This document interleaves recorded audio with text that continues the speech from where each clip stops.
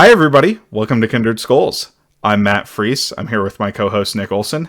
Nick, how are we doing today? The Vikings are 5-1.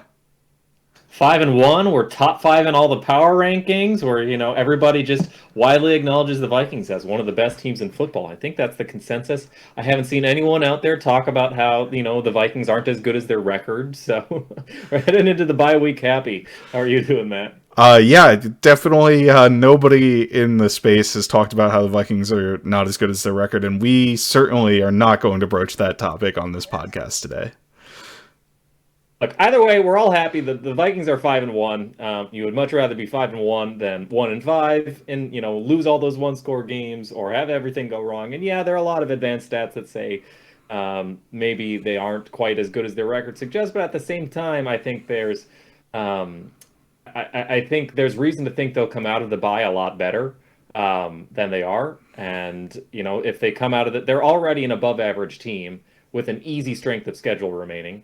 And if Yep. they come out of the bye, even better, because now honestly they could use just a week to like drill down coverage concepts and coverage communications and pass protection communications, getting all that stuff down. And if they can just get a little more familiarity with the scheme on both sides, which I think you're seeing a lot of rust on both sides because of the new scheme on both sides. I think this could be not just a slightly above average team, but a well above average team. And if you take a well above average team or even a slightly above average team and you give them an easy schedule and they're already 5-1, that's walking into the playoffs at this point. So yeah, I think regardless of how good they were in the past, I think going forward, I'm still pretty excited about this team. So Yeah, absolutely. I mean, I think you have to take the 5-1. We talked about, they're the top five in every power ranking. Obviously, that's heavily based on record.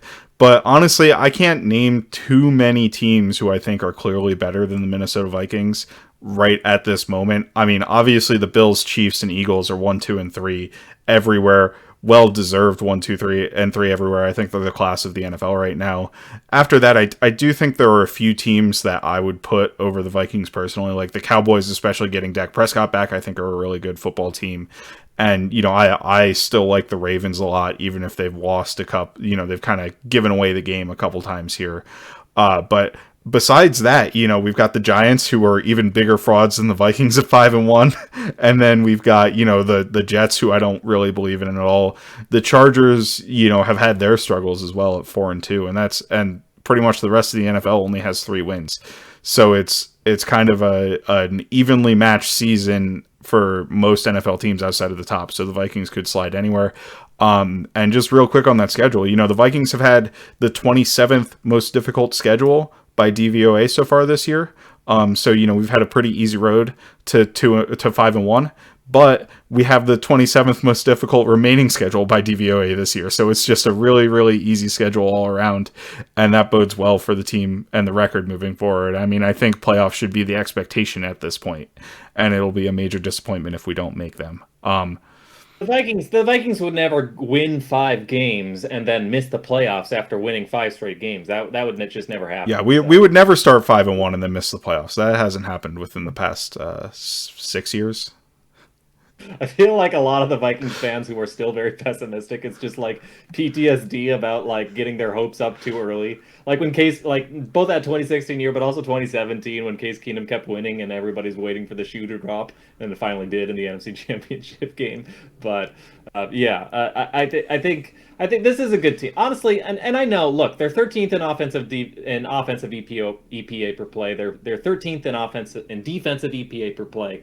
They are 17th in team DVOA, so there's a lot of advanced metrics that suggest like this isn't even like a good team. This is an average team, maybe Yep. even a mediocre team. When you take into account that, look, they just won 4 one-score games. 2 were against the Bears and the Lions, 2 of the worst teams in the NFL, and 2 are against backup quarterbacks. So they can't put the game away against backup quarterbacks or the bottom of the barrel. So maybe don't start planning your Super Bowl parade. But at the same time, like this is a team that is top 5 in overall PFF grade. The individual players, I think, are generally playing very well. Kirk Cousins, I think, is the 7th highest PFF grade. This is the best offensive line I think Kirk Cousins has arguably ever played with. He had some good ones in Washington too, but they were always banged up and they always had weak links. I think if Ed Ingram or Garrett Bradbury are weak links with how they're playing this year, at Bradbury especially, that's a good protection. And then they've got awesome weapons. Defensively, we finally saw, people were waiting for it, we finally saw this pass rush live up to its potential. Patrick Peterson is looking really good. And basically everybody, knock on wood, everybody's healthy. Like that's a recipe for a very, very good team. So even though I think you can look at the game results and talk yourself into this team not being very good, I think I do expect them to be a good team, a very good team. Maybe not the fifth best team in the NFL, which is what the power rankings say right now, but certainly a top 10 team. I can absolutely get on board with that. And I think they have potential to jump up into the elite tier if things start clicking. And they're starting,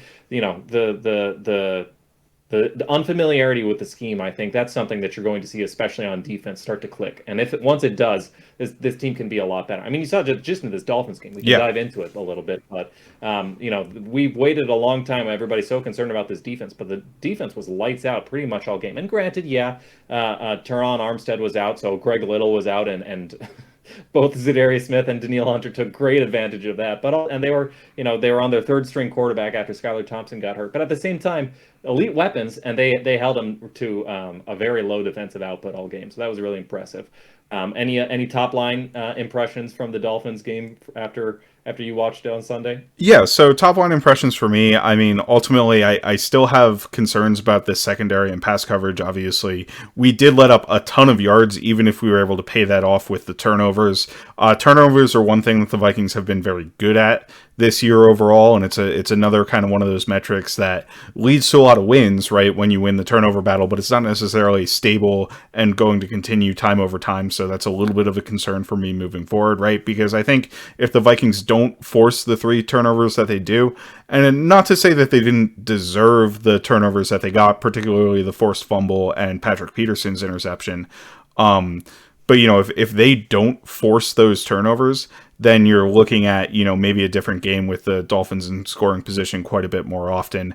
The other thing to me was just the stagnation of the offense for the vast majority of the game, right? That's something that has happened sporadically throughout the season, right? If you look at the Bears game, obviously we went up 21-0, and then we had kind of 4 down drives. Now, I wasn't so worried about the offense after the Bears game because I thought we were still moving the football. We just weren't able to put points on the board. But this 3 and out, this, constantly feeling like we were being under assault and not able to move the ball outside of the 2 touchdown drives where we did move the ball very effectively, right? Like it was very much a hot and cold offense, and they were cold for most of the time. We had 10 3 and outs on 15 total drives on offense. This Vikings offense is 29th in 3 and outs per drive in the NFL. Football Outsiders just updated their drive stats, and I was taking a look at it. We are both 29th in offensive 3 and outs, and we are 29th in defensive 3 and outs, so enforcing 3 and outs. So it's really a team that can get off the field quickly on offense and not get off the field quickly on defense, and I think that's contributed to these games feeling a lot closer than they have been. With that being said, the overall efficiency for the metrics for the offense are still very good. If you look at, just like per drive efficiency for the offense, we're still like fringe top 10 as an offense. So the high number of 3 and outs actually isn't hurting us all that much. It's kind of nice because when we're able to get that first down, when we're able to get rolling, this team does very well. So I think there was a metric out there that Ben Baldwin does last week where the Vikings were like top 5 in creating a new set of downs on first down. So even if we're failing at the beginning of drives, once we get rolling, we tend to keep rolling. So I kind of like that. But why don't we turn it around and kind of dive into the offense a little bit? I already talked about, the 3 and out problems. And a big part of that was our inability to get the running game going, right? I mean, we had no successful rushes. Maybe one successful rush before that long Dalvin Cook touchdown. So what was he, like 10 attempts for 12 yards or 14 yards or something like that before that drive? And then he had a 6 or 8 yard run and that 53-yard touchdown. So it was kind of a completely held underwater. And I think it was, obviously when you lack rushing success, a lot of it's due to the run blocking up front. And the tight ends in particular, I thought didn't block very well in the run game in this game. They were kind of getting beat around the edges. Andrew Van Ginkel, the linebacker for the Dolphins, had a couple of really nice plays, I thought, against tight end blocks. Anything else you saw before that 53-yard touchdown? And then if we want to break down the 53-yard touchdown as well at the end of that. Yeah, Dolphins clearly came into this game with, I think, a really good and unique defensive game plan for the Vikings. They blitzed on 55% of the Vikings dropbacks, which is insane. That's some Wink Martindale type blitzing from the Dolphins. And we know they're blitz heavy, but even for the Dolphins, over half your dropbacks you're rushing 5 or more. I mean, so it's kind of interesting because we saw the Dolphins do that to another quarterback who wears number 8 last year, right? Another quarterback in purple who wears number 8. It was kind of a similar game plan to that. Equally athletic, equally dynamic as a rushing threat. So Kirk, no Lamar, but that was an interesting way that teams have been blitzing Kirk a lot this year, and I feel like it started when the Eagles did their cover zero stuff, and they got Kirk a lot with that, and I feel like that's another thing they can go back to the drawing board in the bye week and say, what do we do against when they show these all-out blitz looks? Because the Dolphins did it. They showed all-out blitz looks, like cover zero looks on first downs, like multiple times. They didn't always send the house. They used a lot of creepers, and one of the guys would, a linebacker would line up in the A gap and drop back and kind of rob the middle of the field or something. But it was still kind of cover zero because he didn't have a safety over the top. But so they were doing a lot of those blitzes, and part of it I think stemmed from they wanted to shut down the run, and they wanted to make sure that Dalvin didn't beat them. And they were willing to let Kirk Cousins try and air it out on them. And so they had a very, Miami's another one of those Kyle Shanahan, Mike Shanahan offenses. So they have a good response to all the wide zone stuff. So they ran a lot of bear fronts, guys on nose tackles as a zero tech, one tech, and then both guards covered up by 3 techniques, and then edges on the outside, and then 2 linebackers behind them. Mm-hmm. So you're never less than fully gapped on defensively. You have everything gapped out. There's a guy in every gap, and so they were kind of able to shut things down. They also did some interesting run stunts and run blitzes, and basically there was just nothing there. I think part of it was Miami played really well defensively. I think some of the skilled players looked like the run blocking. I didn't notice any of the offensive linemen like looking terrible necessarily. Like there were some bad blocks by a handful of guys. Ed Ingram, Bradbury, and then like some stalemates by the offense. There's a lot of like stalemating, but then also if you're only stalemating and you're gapped out, there's not going to be much there. And then there were also times when like Johnny Munt, who actually I thought he played really well against the Bears, despite his PFF didn't agree, but I thought he played well. But Johnny Munt was getting destroyed this game. Yep. KJ Osborne, Adam Thielen were trying to block guys, and they were getting shoved aside. So Vikings came in wanting to run the ball out of 11 personnel, and that's the whole McVay thing: is we're going to live out of 11 personnel, and we're going to use our blocking wide receivers like Cooper Kupp and Bobby Woods and whatever to like make it so that we can block like we have 2 tight ends out there. But they weren't able to do that. Miami was like, no, you're not doing that at all. And it caused a lot of 3 and outs early on. Kevin O'Connell likes to set up the offense, and Kirk Cousins, I think, especially to get in rhythm with some easy layups early on. I think the first play on almost all of our games has been like an easy completion to the flat for Kirk that like picks up like 6 or 7 yards, and they go from there. But in this instance, they just were never able to get into a rhythm. The Dolphins were very aggressively taking away a lot of the dink and dunk stuff. So they were kind of selling out a lot of guys very close to the field, and then the guys very close to the sidelines as well. A lot of aggressive press coverage too. So it ultimately. Vikings were ultimately able to take advantage, because when you do that, it opens up potential for explosives downfield, and that was kind of the difference in the game. The 53-yard from Dalvin, a 43-yard catch from Justin Jefferson. Yep. But early on, especially, they were just never able to get into a rhythm. Dalvin was never able to get anything. So you're 2nd and 9, 3rd and 8.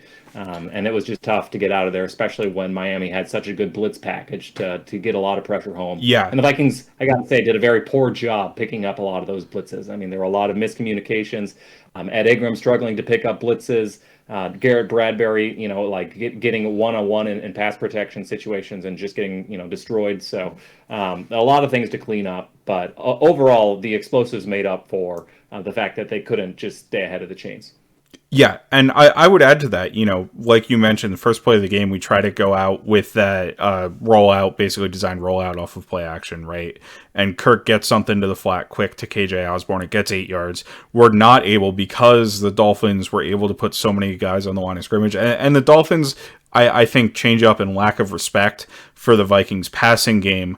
Again, ultimately kind of bit them a little bit with the large plays that we were able to get in the successes that we did have. But it really condensed the formation, and the Vikings like to condense the formation to run, right? We like to put wide receivers in the box to run, but it led to a lot of Dolphins guys in the box, and they won their matchups against the Vikings' smaller body blockers. So even if the offensive linemen are getting stalemated, there was a good example of a run where it was a split zone play, and it was either Irv Smith or Johnny Munt comes across the formation and gets squeezed too far inside. And then, Brian O'Neill, the right tackle, blocked his guy. Like, he had him blocked, and Delvin would have been able to make a cut if there was space. But because he didn't dominantly win the block and Irv Smith lost the block, there wasn't space for him to make a move, and the play was made in the hole there. So it's just examples like that where you have, the offensive linemen are blocking okay, but they're not dominantly winning. And then if there's one point of failure on a run blocking play, I think PFS has done a lot of work in this area. Like, if everybody is graded positively on run blocking play, or neutrally or positively on a run blocking play, it's the most successful play in football. It's the best play in football. But if you have a single point of failure in a run blocking play, it can really damage the success of the runs. And that's what was happening consistently is, you had a lot of bodies in the box trying to block for these runs, and there was a point of failure at the point of attack, and it ended with Dalvin Cook getting hit and not being able to get there. Like you said, another thing that jumped out to me in this game was how aggressively the Vikings were being played at the line of scrimmage or on those short passes, right? There were a couple plays where I think Johnny Munt, he might have only had 1 or 2 catches, but both times he was tackled at the line of scrimmage on plays where it's an instant read for Kirk to throw to that flat, and you're hoping to get 5 to 6 yards. There was that Irv Smith screen that was an absolute disaster that he ended up fumbling on. Fortunately, we recovered the ball. But that play was a mess 5 different ways, and the Dolphins were kind of all over that one. So it's like, it's just really been, it was really difficult for the Vikings to kind of hit the easy button on plays to get drives going, which meant that they had to rely on their explosives. And fortunately, they got enough of those to get through the game. One play we wanted to hit here on offense was that long 53-yard Dalvin Cook run. It was an outside zone run to the left, and the key block on it was a combo block, actually, because, and we're going to probably dog him a little bit later, but Garrett Bradbury and Ed Ingram getting a block. Ed Ingram had a reach block on a nose tackle. Garrett Bradbury helps him out, but Ed Ingram does a phenomenal job reaching this nose tackle, getting turned around and forcing him back inside, and just continuing and finishing the block, because the nose tackle had the chance to get upfield, but Ingram kept his body between him and Dalvin Cook the entire time. Bradbury does a good job climbing to the second level. Dalvin hits the hole. He manipulates both the linebacker and the safety, who both kind of overrun the play a little bit. It's a single high safety. He's able to make the cut. I think the safety gets a hand on him, but he's kind of out the gate and almost virtually untouched, just based on how he pressed the hole. And to give credit to Cleveland and Darrisaw on the left side of the line, they totally washed out that side of the Dolphins defensive line too. So there was a very wide hole for Dalvin to run to, and he does a good job manipulating the players and then explosively making the cut. This is what Dalvin's good at, being able to change direction quickly without losing speed or exploding out of that change of direction, and he's able to outrun everybody for the 53-yard touchdown. Just wanted to break that down real quick. Anything you want to add there, Nick? Yeah, it was a really impressive play. I mean, it's a very difficult block that Ingram had to do, and so it was great to see him do that, because we didn't know he could necessarily make those wide zone blocks coming out of LSU. That was a really good one. Almost made up for all the other mistakes he made in this game. But yeah, I think the most credit's got to go to Dalvin, because the Vikings were outgapped in that one again. Miami had every gap plugged. You're not supposed to give up 53 yarders, much less, you're not supposed to give up 5 yarders, much less 53 yarders when you've got a guy in every gap. So when you're doing those single high looks, Dalvin was able to get, I think it was 54, I forget the linebacker, was able to press the play side and get him to overcommit. That is what allowed him out of, to have sort of room in that gap. Because even if everybody wins their block when you're gapped out like that, you still have to be one-on-one through the hole against somebody. So Delvin was able to manipulate that linebacker and then able to make that safety miss by cutting across his face and then upfield, and he was gone. Nobody was able to catch him. So that was really good to see, because Delvin's been very, very close for the first 5 games. He had a lot of like 10-yarders, 12-yarders, 15-yarders. But then, tackled by the safety or tripped up through the hole or something else happened. So it was really good to see him hit this one. One, to prove he still has that long speed. He's still explosive, but also just the footwork, the vision, everything that makes him talked about one of the elite backs. You saw it on that play too. So well blocked, but a lot of credit to Dalvin too. Yeah. And that was one play, and Greg and I actually talked about this last week, where the Vikings hadn't had a play over 31 yards since week 1. Since the big Justin Jefferson 60-yard play week 1, and he might have had another 40-yarder in there as well in that first game. But the Vikings had at least 2. Did that other Justin Jefferson catch go for over 31 yards? I don't remember. It was 47 yards on that wheel route. Okay, 47 on the wheel route, and then he had another one on a deep over that he almost got in the end zone with, but I think that was probably in the 20s. Yeah. That on the first touchdown drive. But regardless, we don't have any of those explosive plays. The Dolphins defense, due to their aggressive nature, lets up a ton of explosive plays, and they let up 2 really big and important ones on touchdown that led to, 14 points overall for the Vikings at the end of those drives. So, I think that kind of theme, played itself out in this game that we had talked about last week. I think we're seeing, the Packers came out with such a zone-heavy defense, and then even, there's some zone-matchy stuff, but it's, they do a lot of spot drop zones, and the Vikings just shredded it. I think Kevin O'Connell knows very clearly how he wants to attack, even if you're doing the smart version of the zone stuff, which is, that's kind of the Fangio stuff too. Is a lot of zone. I mean, the Vikings are a lot of zone. So I think O'Connell has a very specific plan to attack that. I think the Eagles and the Lions came along and said, hey, we can play man. We can man up with you guys. And we're going to sort of put our best on Justin Jefferson and try and let you guys try and beat, aggressive man press heavy coverage.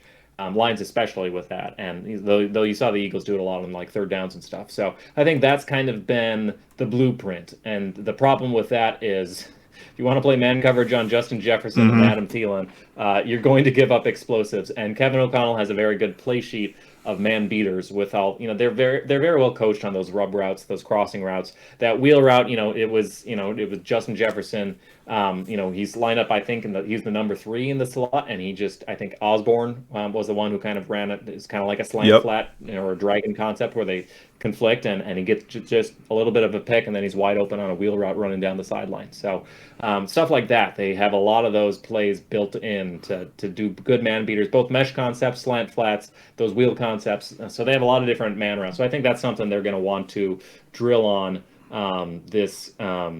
heading into the bye week as well, because it feels like teams know that they're not going to hold back this offense with a lot of zone stuff. So drill down on those man beaters and make sure to always have those handy, because that was honestly, they saw a lot of that too. Like guys weren't getting a lot of separation because for like 4th straight week, Adam Thielen was getting mugged on every single snap. Yeah, the Igbenogany plays against him, he was absolutely just all over him, which, Adam Thielen plays pretty physically as he's trying to release, so some of that's fair game for the defensive back, but it was quite a bit. It's kind of daring the officials to throw the flag at that point, and they really didn't throughout this game in terms of pass interference stuff.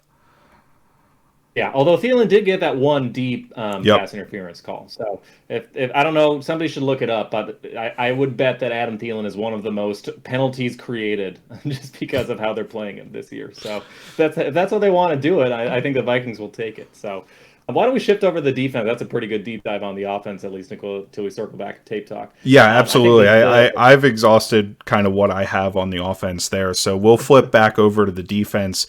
On the defensive side of the ball, I think our defensive line is the story of this game. We played very well against the Dolphins' run game. We limited them pretty heavily, only 70-something yards on the ground, and then we constantly put both Dolphins quarterbacks under siege. Obviously, Skylar Thompson didn't play a ton of snaps.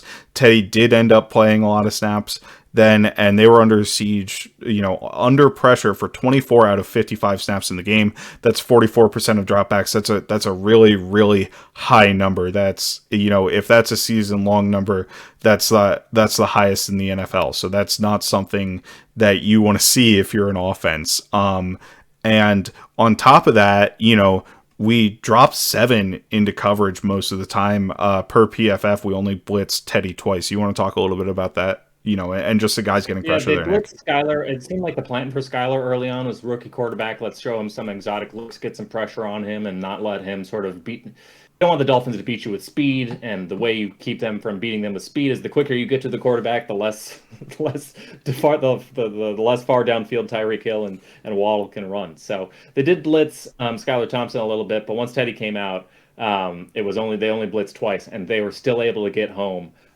Teddy had 40 dropbacks, and he was blitzed twice on them, and they were still able to pressure him on 45% of Teddy's dropbacks. So that's absolute dominance from the entire defensive line. And special shout out to Zadarius Smith. He had racked up 11 pressures. The only guy who's done more in a single game is Nick Bosa. 11 pressures in one single game, including 2 sacks. Danielle Hunter did a phenomenal job as well. I think he had an equal PFF grade to Zadarius Smith, and probably harder matchups. I think one thing people have to keep in mind when they're talking about why isn't Hunter playing up to his All-Pro level, and I think he did in this game. He's now, I think, the 16th highest graded edge defender, so it's not too shabby. I think Hunter gets the tougher matchups. Zadarius Smith, Mike Smith and Mike Penton love to use him as a roamer and match Zadarius versus your weakest link, your worst offensive lineman, whether that's a center, whether that's a guard, or whether or not in this case it was Greg Little. Usually you see Zadarius Smith move around a little bit more, but in this case, because Greg Little was the weak link, they had him lined up over Greg Little for, I think, the vast majority of Zadarius Smith snaps. So that all gets kind of baked in. And still, Zadarius Smith did a phenomenal job. I mean, he probably beat his man on almost half of his snaps as a pass rusher, which is insanely effective. Greg Little, everybody was beating him with power. He didn't really have an answer for. I mean, both Zadarius Smith and Danielle Hunter are so explosive and such heavy hands. Zadarius especially, they get so low and into your chest plate and under your armpit, and they'll just run you over. But they were also able to win a lot of different other ways too. So Zadarius Smith 11 pressures, Danielle Hunter 6 pressures, and more pass rush wins. And I feel like there were a stat that tracked who gets the most pressures right before the quarterback gets the ball out just in time. Danielle Hunter would be there because there's so many amazing pass rushes that Hunter has that he's not able to convert into sacks. So I feel like those are coming, and they did. I mean, he did get a sack in this game, and he did rack up 6 pressures total. But Danielle Hunter was also equally impressive as a pass rusher. Patrick Jones 2 sacks from the sophomore player, so that was really impressive to see. And Dalvin Tomlinson, I thought, and PFF didn't love him, but I was really impressed with some of his pass rushes as well. Just the way that he's able to collapse the pocket, move guys backwards, basically sack the quarterback with his own offensive lineman. So anytime you're able to generate pressure on over 40% of plays without blitzing the quarterback, that's just absolute defensive line dominance. So it was really encouraging to see.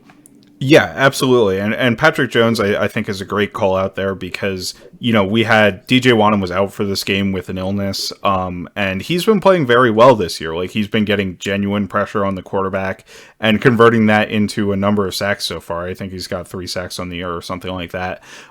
So, you expect a little bit of a drop off with Patrick Jones, who also played very well. Granted, the Dolphins' offensive line is not particularly good at all. So... Excuse me, that's something we'll get into probably a little bit later. But, he's converting that pressure to sacks. I think I feel confident using him as a rotational rusher as, kind of that secondary option when you have Zadarius Smith and Danielle Hunter on the field on third downs, because we do that with a third defensive end, whether it's Wanham or in this game, Patrick Jones, consistently on third downs.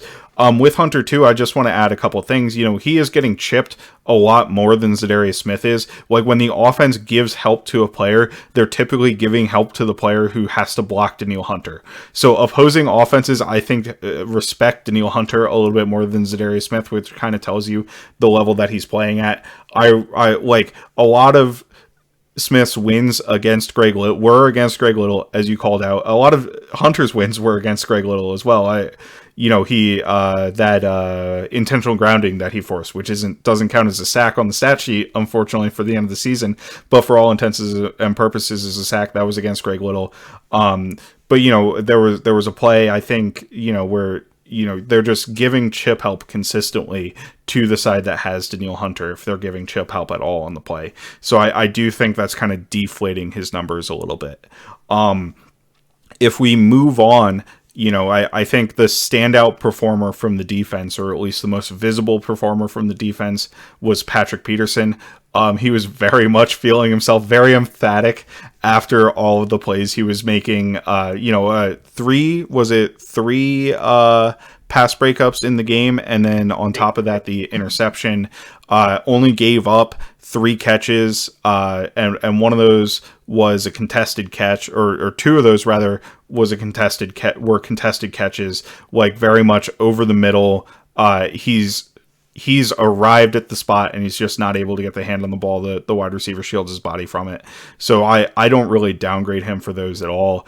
And, just very visible. I think, it was on the same drive, I think almost back-to-back plays to Jalen Waddle, or it was one drive and then the next drive. I don't know. There were so many drives and 3 and outs happening. Yeah. Yeah, there were so many 3 and outs happening that I kind of lost track of what drive was what for the offense and defense. But he, has a route that's fast to the flat that Chandon Sullivan takes, and then it's a curl route by Jalen Waddle. He jumps that. Then there's a speed cut dig route by Jalen Waddle that he's able to jump and make a pass break up, and that's back to back. So it might have been something with Jalen Waddle, but do you want to go over what we think the interception is? Because a lot of this is guesswork. Patrick Peterson came out after the game and said he kind of abandoned his responsibility a little bit on that play. He's quoted as saying that after the game. So we have a good idea that his responsibility was to carry the deep route on the play, which means we think it's a box coverage or some sort of 2 quarters coverage, but it kind of doesn't really jive with Cam Bynum's doing. Do you want to go into detail on that, Nick? Because it's an interesting discussion, I think. Yeah, so Dolphins come out with trips to the field side, 3-by-1 set. The Vikings come out looking pre-snap the way they always do, with the too high shell, and then the cornerbacks 8 yards off or whatever. And then after the snap, Bynum, the field side safety, the strong side safety for coverage purposes, gains like an additional 10 yards of depth. So kind of like a cover 2 look where he's playing kind of the deep half, the way he's reading it. And it looks like Harrison Smith, the weak side safety, is kind of doing that special Fangio poach type thingy where he's working back across the formation to see if he can poach the number 3 to the strong side. So that kind of gives all the tells of what Fangio would call cover 8, what Donatel would call cover 8, which is cover 6, but the half side is to the strong side so that the weak safety can poach it. So it looks like that. It's possible that this is actually weak rotated cover 3, cover 9 in Don and Fangio speak, where instead of playing poach, Harrison Smith is rotating down. It doesn't really look like that because the safety, the half safety, the Cam Bynum is like almost to the numbers. He's very wide. It's possible he's cheating over to the strong side. I don't think it's cover 3 though. It's also possible it's just quarters, but then Bynum at the snap, why would he backpedal 10 yards? So all that to say, it looks like cover 8 to me, but coverages are hard. So with that caveat, Patrick Peterson, the Dolphins run a flood concept, kind of your basic sail from the trip side. Jalen Waddle, the number 1, is running sort of that clear out vertical so that somebody can get open underneath. It was number 14 from the Dolphins running that intermediate out route, and then the tight end was a Gesicki in the flat. So your typical sail concept. Patrick Peterson, if this is cover 8 and it's a box call, that's kind of explains how the Vikings match to it. So in a box call, somebody takes the top right, somebody takes the top left, somebody takes the bottom right, somebody takes the bottom left. That's why it's called a box call. Basically, Peterson ends up carrying the 1 vertically. Bynum matches whoever ends up vertically. So he would also help in this instance because it's a sail concept. Everybody's going to the sideline. He also helps with the 1. Kendricks matches with the three on that intermediate out, and Chandon Sullivan matches with the tight end in the flat. So that's kind of how it all matches up. But what Peterson and what makes it a great play by Patrick Peterson is he's able to sort of see that it's a sail concept. There's a common concept that everybody's going to run from trips. People love to do it. And so he sort of sees that Teddy's trying to hit that intermediate route, which takes advantage of the fact that it's really hard for the number. Eric Hendricks is a linebacker matched up against a wide Mm-hmm. receiver. He doesn't have leverage, so that's how it's set up to go. But it's not a trap cut. Patrick Peterson admitted this. It's not like Buster. It's not like two read. This was Patrick Peterson just seeing that Teddy wanted to hit that intermediate route, breaking off the one, knowing he has safety help, but breaking off the one and just jumping the route, sort of deviating from what he's technically supposed to do by the letter of the law or by the way you call it up on the whiteboard, but jumping in front of that wide receiver and securing the interception. So sometimes those interceptions come off lucky bounces. That's kind of what happened with Harrison Smith's interception earlier in the game. But this was just pure savvy move by Patrick Peterson to jump the route and know how to follow the rules, but also how to break the rules. So it was a really impressive play by him. And this is kind of why you play that Donatel so much off coverage, zone coverage, is it really allows players like Harrison Smith and Patrick Peterson to use their vet savvy to read the quarterback and be able to jump routes. And it was an awesome moment to see Patrick Peterson be able to take advantage of that. So great play by the veteran. Yeah, absolutely. And I agree with your assessment there. I mean, I watched this play a bunch of times. I can't see that it's anything other than box. I think if it was cover 8 and was a half to that side, Peterson should take the flat route is my understanding for how that works. So, Chandon Sullivan taking the fast to the flat, that makes sense. Kendricks carrying that's the new number 3 vertical right to the safety where he has help with number 3, and then the safety reads that 2's going outside, so he kind of covers everything where he's helping with number 1, and then also the guy coming outside. You can see Bynum is relating to that number 2 where he's looking at the guy who's running that route vertical, and then Pat Pete just jumps it. I think Pat Pete is playing not, I would say, at a high level, but at like a very locked in savvy veteran level at this point in the season, like because of these plays, like he's playing confidently where he knows what the offense is going to do, right? We've seen him early in the year get beat physically a couple times, right? Obviously the Christian Watson play jumps out. There was a play in the Saints game where I think he lost pretty badly on a dig. I think maybe it was to Olave or something, but he's been beat a couple times in man-like situations with route running, but in this game, I think he kind of showed that he has a very solid understanding of what concepts the opposing offense is trying to run, and he's able to take those away still with his skills. So even if he's kind of diminished with his athleticism and he can't quite cover everything in man coverage, with how much zone we run, I think it's fine for him because he's able to make those plays and limit what is brought against him. And I do think that's a little bit in contrast to the other corners we have on the field right now. Tyreek Hill kind of had a field day, particularly as it got later into the second half. I mean, I feel like he had 150 receiving yards between the third and fourth quarter alone in this game. And it was a lot of him getting open underneath, finding space underneath, and then running after the catch, taking angles where guys simply weren't able to tackle him. There were instances where Cameron Dantzler struggled with him along the sideline, where I think Cameron Dantzler was supposed to be playing underneath coverage on him, where it's kind of a bracket coverage. You have the safety over top. And we were biasing the safety towards Tyreek Hill in some of these instances where Harrison Smith's over the top. But Hill was able to settle underneath of between the safety and the corner, essentially. And to me, especially in some of these coverages, that means Cameron Dantzler needs to sink better or run with that better.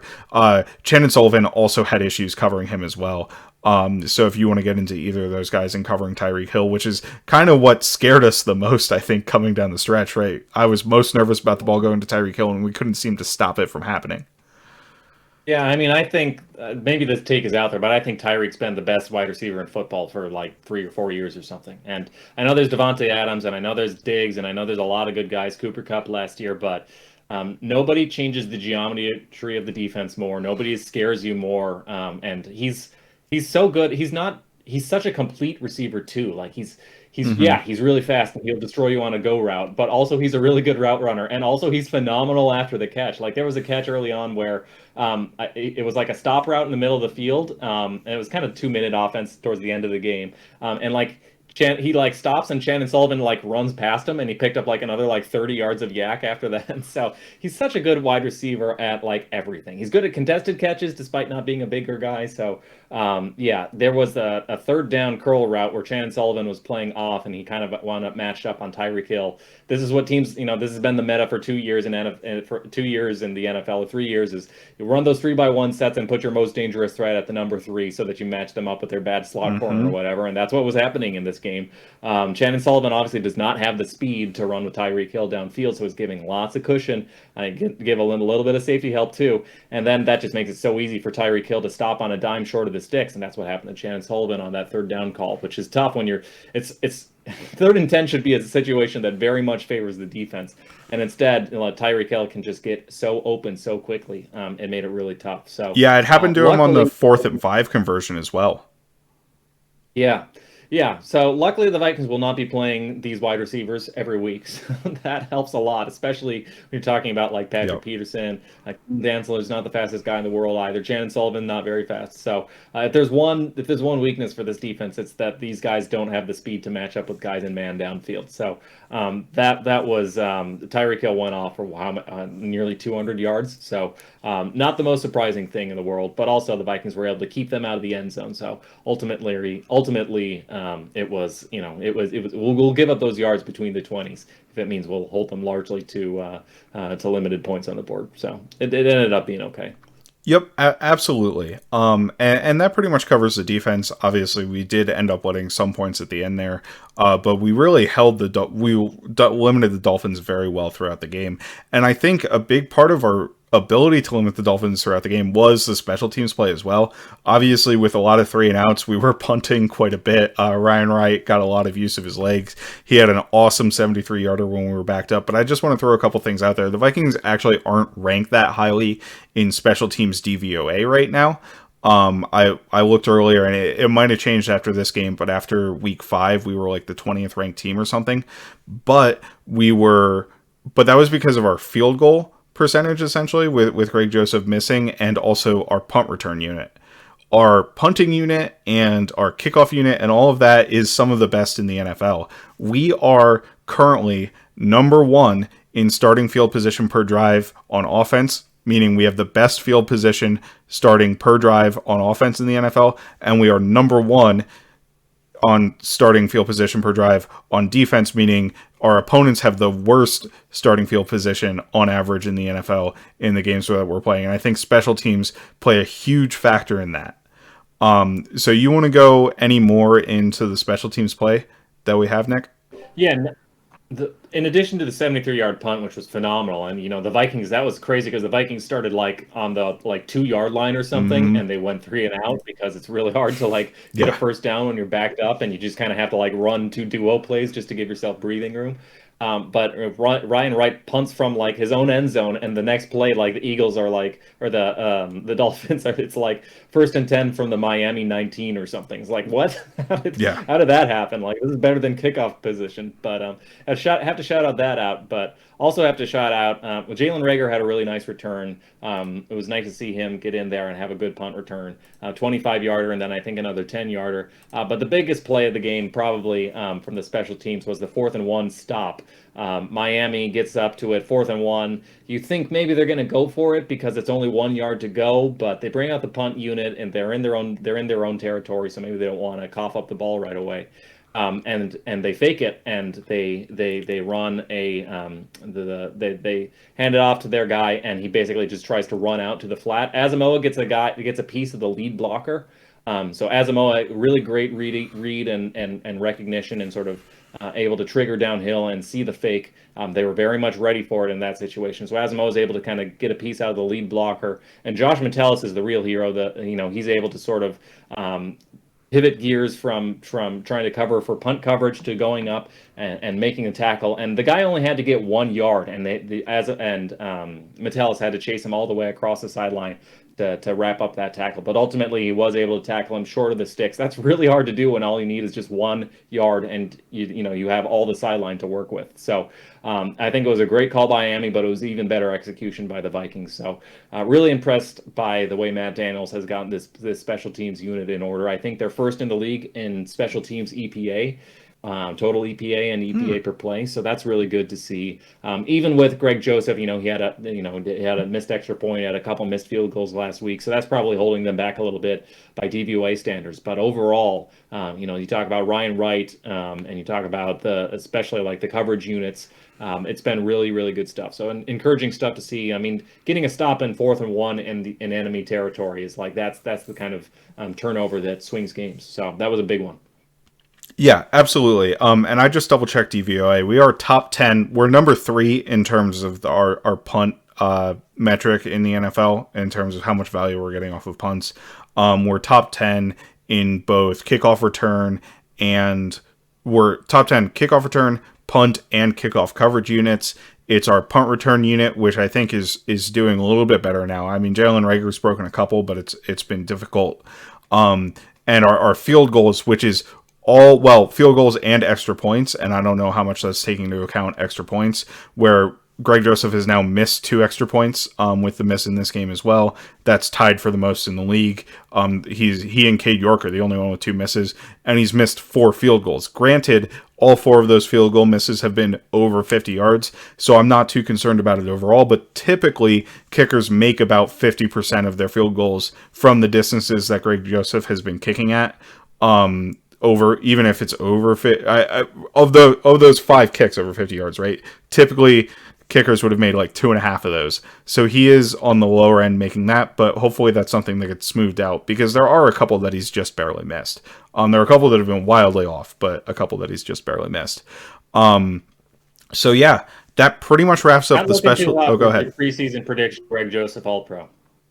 Yeah, I don't think we're gonna be there, but it was it. Meanwhile, my preseason bold takes are living strong. Kevin O'Connell, Coach of the Year. He's 5-1, exceeding expectations. That one looks strong. What are Eagles the number what are the one current again. Coach of the Year odds say, Nick? Who's number 1 in Coach of the Year odds currently? I don't know. Have you looked it up? Is it Sirianni or is It's got it to be Dable? Dable or Sirianni, right? It's not Kevin O'Connell. I can look it up, but yeah, it always keys off of like who exceeds like preseason expectations the most. And right now, Sirianni, Dable, and O'Connell are probably all neck and neck.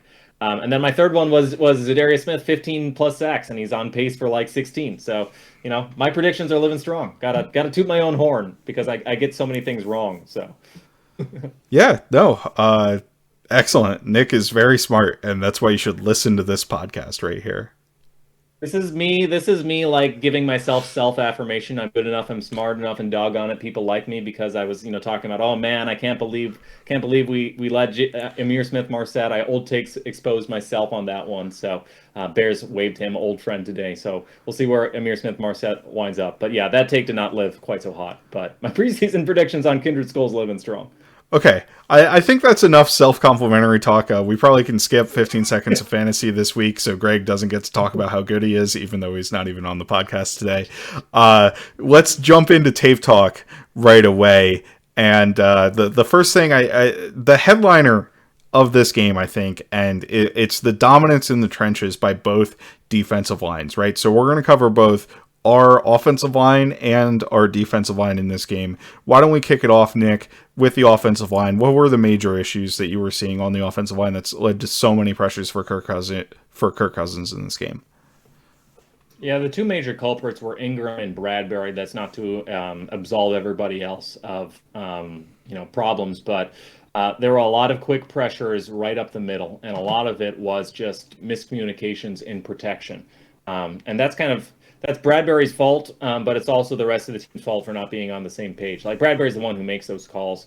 The Vikings were half slide. It was a lot of half slide protection, which is you've got 5 offensive linemen. Half slide is you slide 3 guys, including the center, so left tackle, left guard, and center, or right tackle, right guard, and center. You slide them all one way, and the other guys are man on with their one guy. So if they're showing 6 and they've got a double mug, they got 2 guys in the A gap, 2 guys threatening up the B gap, and 2 guys threatening around the edge. A half slide will say center will take 1 guy in the A gap. And then everybody else takes their one guy. The right guard takes the guy in his B gap. The right tackle takes his guy in his C gap on the edge, and then the left tackle takes the guy on his edge, and the left guard takes his guy on the B gap on his edge. And then if there's a guy in the other A gap, it's on the back or somebody else to pick up. So the Vikings did that a lot, but what Miami was keying off the center in those half slides, and so they would have have two guys show blitz in the A gap, and then they would both rush. But then once Bradbury turned to that guy, that guy would drop back and sort of like be a creeper. He'll show blitz, and then as soon as he's got Bradbury to commit to him as a rusher, he'll drop back and sort of play robber in the hole. And then the other guy would able to sort of get through. There was one instance where Dalvin Cook should have blocked him, and he just didn't. Yes. He picked up instead the guy they brought seven, and he picked up the guy on the edge. Running back is supposed to pick up blockers, pick up pass rushers from the inside out, especially when you're showing that double A mug. And the reason being, a guy running to the quarterback straight up the middle, unblocked through the A gap, is going to get to your quarterback a lot faster than a guy who has to, bend around the arc. It's just a much shorter distance. There's a Pythagorean distance between straight to the quarterback versus from outside the tackle box. So yeah, what was kind of interesting to me about that play is Dalvin was staring at the guy rushing the entire time. Like, if you look, his head's turned to the guy he's supposed to be blocking, who's rushing up the middle, and he was probably thinking, well, I already committed, so I kind of have to go take this guy out. We hope Kirk has the solution here. But yeah, that was clearly a mix up by Dalvin, but that's on the communication of the offensive line and the quarterback, right? Like, Dalvin needs to understand that he's responsible for the A gap.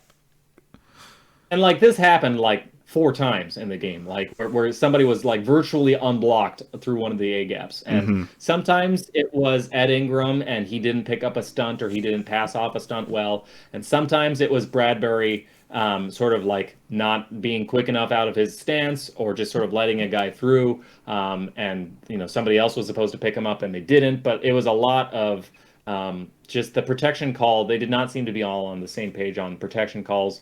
So I think until the Vikings figure that out, you're going to see a lot more blitz-heavy teams blitzing the Vikings a lot, because right now you'll see, a lot of teams just put everybody on the line of scrimmage and bring pressure, and the Vikings kind of don't have an answer for it. I mean, the Dolphins were doing this on 1st and 10, where it was like cover 0 on 1st and 10, which is insanity outside of the red zone. It's insanity because of the potential to give up explosives, but like the Vikings didn't have the pressure, would get home immediately, and Kirk Cousins, like, he would try to throw it to the flat, but like nobody would be open in the flat, and so he would just have to like hold it and get hit. So that's something that the Vikings really need to iron out, because until they fix it, teams are going to continue to blitz them a lot. So, and I also think I've had a lot of praise for Kevin O'Connell. One thing I think he can work on and improve is he should have better answers ready for these cover 0 looks, these blitz looks.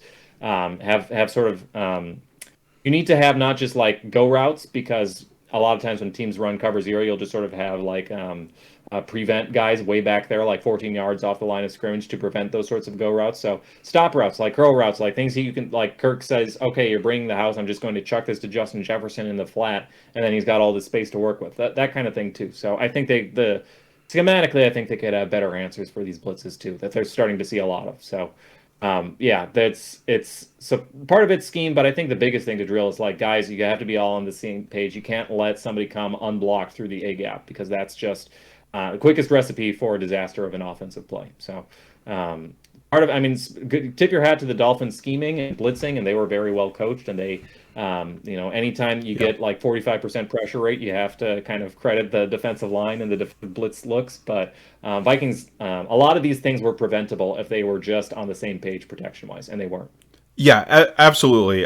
Stunts on the interior in particular, as you mentioned before, I just want to call it out real quick, have been giving them issues, and Ed Ingram in particular issues. I think Ed Ingram at this point has been a little bit too aggressive trying to get on people, and that's what's causing him to not be able to get off of what he's doing and cover another stunt. There was one play in particular where Bradbury ended up trying to block 2 guys and got rushed back into Kirk Cousins by both of them, because Ed Ingram was too far forward to pick up the crasher, and Bradbury is trying to get off of the crasher and go to the looper, who I think was Jalen Phillips, and he realizes that he has no help on the crasher, so he's got one arm on the one guy and one arm on the other guy, and he's walked back directly into Kirk Cousins. I can't put that one on Bradbury at all. I think he was prepared to move on it, and he kind of muddled through the best he could. It was an incompletion on the play, I believe, but at least Kirk didn't get sacked and get kind of absolutely crushed by the offensive lineman. And on that play, Ingram steps too far forward to get the looper,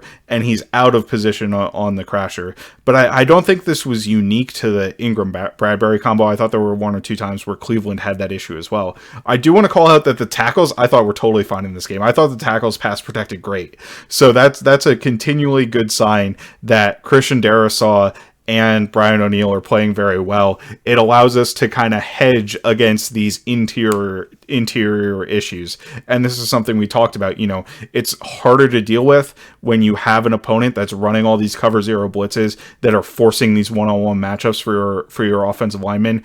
But primarily when they don't blitz, the interior offensive line has been able to help each other, and the tackles holding up on islands still in this game, I think, is a good sign moving forward.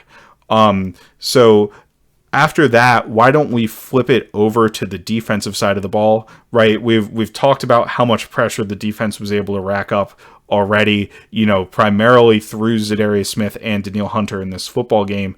But Nick, why don't you kind of go in depth to what they did to get this pressure rolling? Yeah, so it started out with Skylar Thompson. Like, they were doing fire zones, they were sending linebackers through the hole, they were showing bear looks and bringing all five of them. So they were a little blitz heavy to start, but then once Skylar Thompson got hurt, it was kind of drop seven every snap and live out of your sort of your typical Fangio coverage shells on the back end and try and get pressure with four. And because they were able to, if it isn't broke, they didn't need to fix it, because Zadarius Smith was able to destroy Greg Little. We said he had 11 pressures. Most of them were against Greg Little. Some of them were unblocked, and some of them were against the right guard. And he's moving around, and the right guard's a weak link too. But Greg Little's the backup, so you might as well pick on him while he was out there.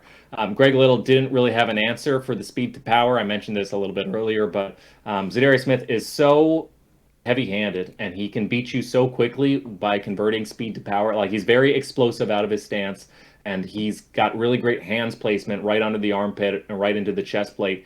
And he's really able to get his hands right on the guy and stay low in his pass rush, very low to the ground. That is very exceptionally difficult to sort of prevent somebody with that much, inertia from making his way into the quarterback. And because he's so explosive and he can threaten with speed, he's also got a very good inside counter.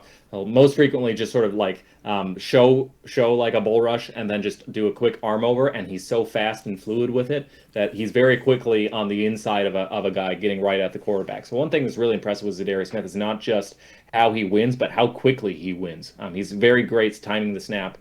So you combine all those traits, the ability to win inside, outside, and through a guy, but also great explosiveness, great snap timing, and just great natural instincts for how to beat a guy. And he's just a very effective pass rusher. And then you add on top of that his versatility, that he doesn't necessarily have to line up against tackles. He can beat guards too. He's very, he'll beat guards even quicker than he beats tackles. Kind of for the same thing we were just reading. It's a shorter path to the quarterback too. So he's got enough power to handle double teams.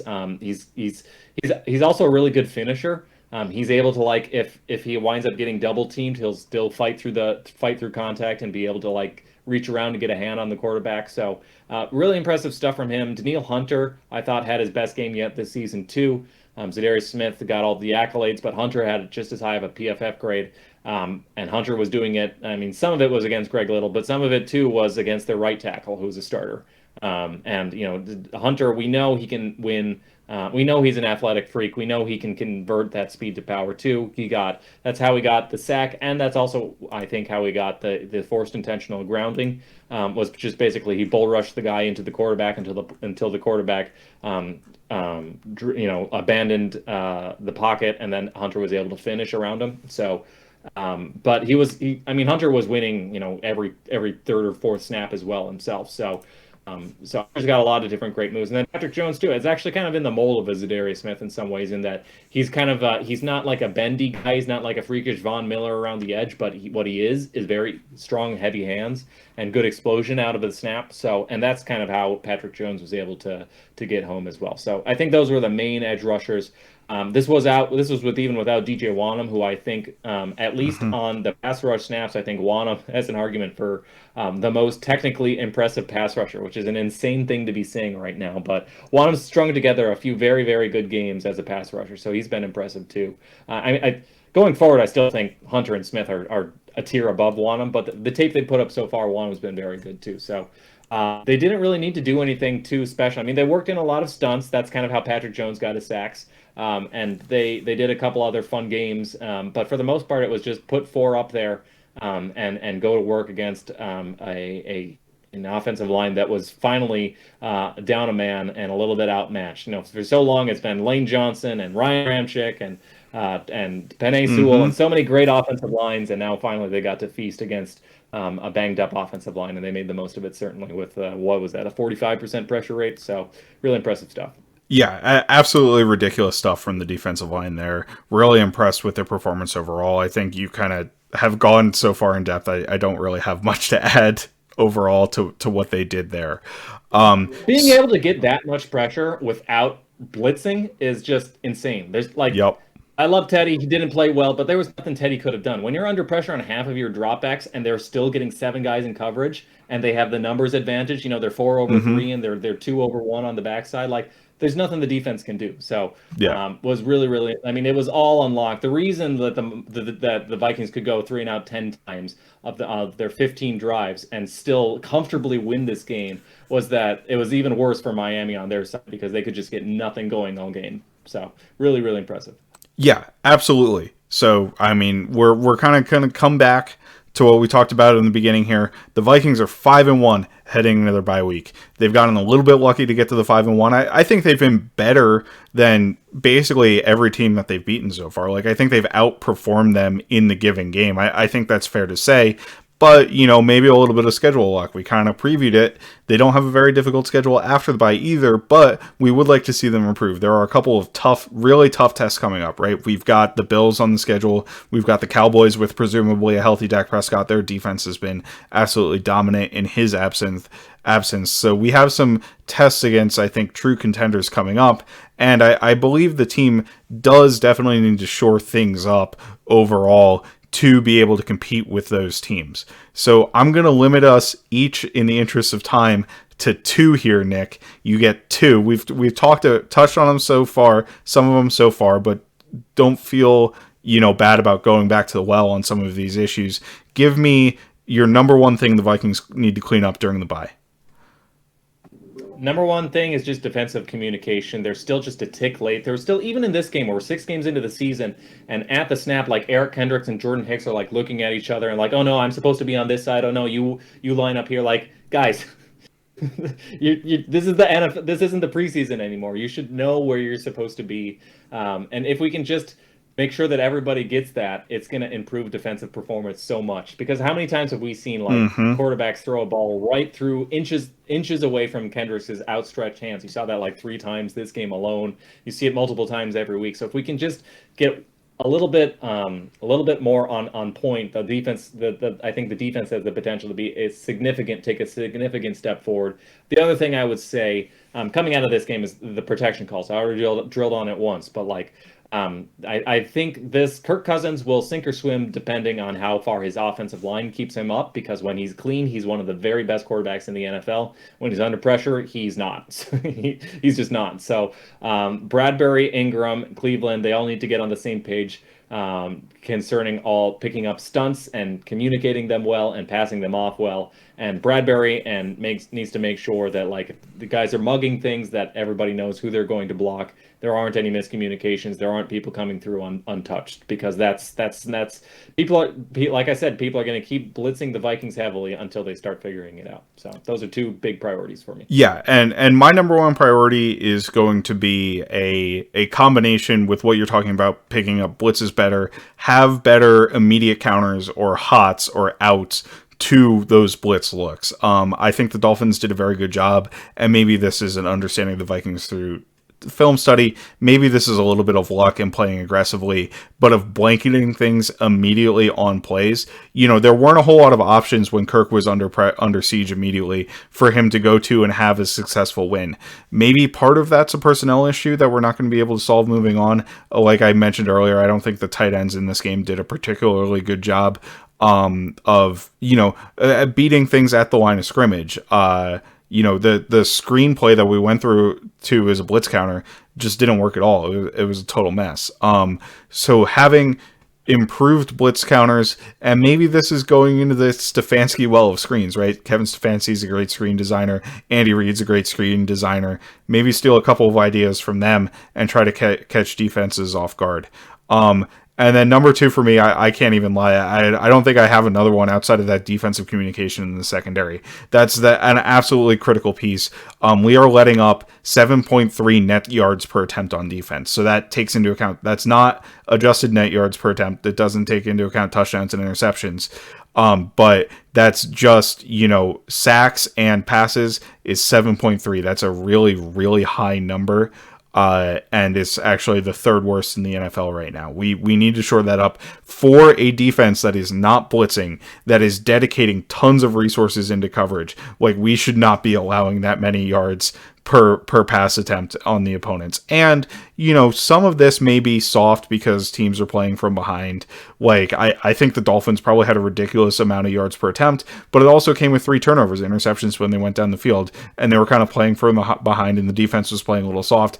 And, we're not going to face the Dolphins every week, although we do have another very scary contest in the Bills wide receivers with what Gabe Davis and Stephon Diggs are doing right now, right? I feel like we're going to be playing just as far off of those guys in fear of them hurting us, but we just need to tighten that up and make plays on the ball, be in the position where you can make plays on the ball. I look at the Broncos defense watching that Monday Night Football game last night against the Chargers, and I see a team that, has a similar family of trees, right? Ejiro Evero came from the Rams, Brandon Staley tree, Raheem Morris, stuff like that. And they are doing different stuff on defense, but they're playing a lot tighter the ball. None of those Chargers receivers were getting separation at all. And part of that's a talent thing. Like, Patrick Surtain rocks, and he's a shutdown NFL corner. So maybe, you can do a little bit outside of that. But the Vikings need to find some sort of formula to get closer to the opposing offense. Yeah, and also Jalen Waddle and Tyreek Hill are a little bit better than Mike Williams and Josh Reynolds. Yeah, fair. No, but like I said at the outset, this is a really good team, and the individually players are playing very well. Like, if you just look at the team PFF rankings, like the overall ranking as a team, they're the 4th best team by grade. They're the 6th best team by offense. Cousins has the 8th best passing grade. They are 18th in pass block grade. I think anybody going into the season would have taken somewhere in the middle. 18th is phenomenal for where we are. They're 15th in receiving grade. I think that could be a little bit better. They've been very poor on contested catching. I expect that to regress more towards middle of the road instead of being like 3 of 20 or something wherever they are right now. They're 9th in run grade, and they're 4th in run block grade. So basically, we knew this offense was talented, and they are talented, and they're playing up to their level of talent overall. It's just the results on the field aren't there. But then defensively, they are the 9th best graded defense. They are the 2nd best graded run defense, and I think the tape actually bears that out. I'm really excited. I mean, the Dalvin Tomlinson and Harrison Phillips are a big part of that. 4th best tackling team, not a lot of missed tackles. They're up to the 7th best pass rush grade team. Which is impressive. I mean, the last game against Miami helps a lot, but I think they have the horses with Zadarius Smith and Danielle Hunter and everybody else there. But then we talk about improving coverage communication, and this is why they are the 29th graded coverage team. So there's a lot of room to improve, particularly with like Jordan Hicks, Eric Hendricks, Shannon Sullivan, Cam Bynum. A lot of these guys are getting picked on in the middle of the field because they're just a tick late, and it allows those post routes, those glance routes, those routes to somewhere in the middle of the field where Cameron Dantzler and Patrick Peterson aren't primarily responsible on the boundary. When you play that much off coverage, there's a lot of soft underbelly in this defense, and it's not supposed to be a soft underbelly. But when you're in your first year learning this new system, you just need to tighten things up just a little bit, and it can really unlock things. I think you saw a little bit of how that could happen in this Miami game. It's starting to come together, but if they can just get a little bit closer, I think the defense has potential to be above average, which is more than I was expecting heading into the season. So the bye week, I think, will be really critical towards tweaking and improving on that. Yeah, absolutely. And I think that's going to wrap us up for today. I'm Matt Freese. You can find me at Fries Football. He is Nick Olson. You can find him at Nick Olson NFL. Our co-host Gregg Blake could not be with us tonight, but you can find him at You've Been Gregged.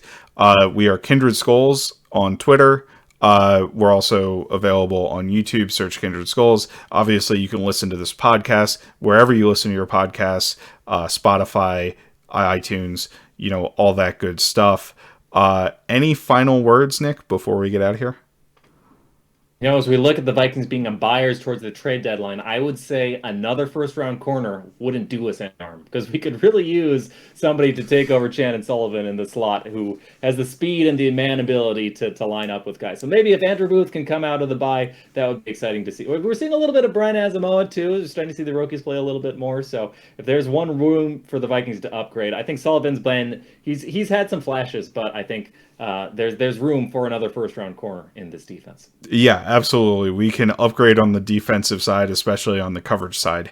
And we got through an entire podcast without saying we are what our record says we are. So I think we can end it at that. Skull Vikings.